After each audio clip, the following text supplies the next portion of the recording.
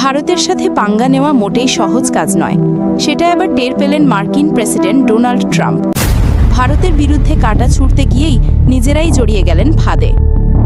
ট্রাম্পের ঘনিষ্ঠ উপদেষ্টা পিটার ন্যাভারো সম্প্রতি এক পোস্টে অভিযোগ তোলেন, ভারত রাশিয়া থেকে সস্তায় তেল কিনছে আর তার থেকে বিশাল লাভ করছে। এই বক্তব্য মুহূর্তেই ভাইরাল হয়, কিন্তু এখানেই ঘটল আসল টুইস্ট।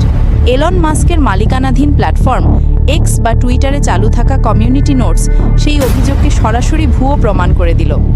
কমিউনিটি নোটসে স্পষ্ট লেখা হলো, ভারতের রাশিয়া থেকে তেল আমদানি কেবল লাভের জন্য নয়, বরং দেশের শক্তি নিরাপত্তা বজায় রাখা, আন্তর্জাতিক বাজারের চাহিদা মেটানো আর সাধারণ মানুষের জন্য জ্বালানির দাম নিয়ন্ত্রণে রাখাই এর মূল লক্ষ্য।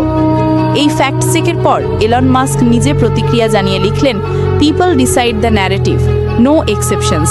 মানে সত্য নির্ধারণ করবে জনগণ, কোনো রাজনীতিবিদ নয়।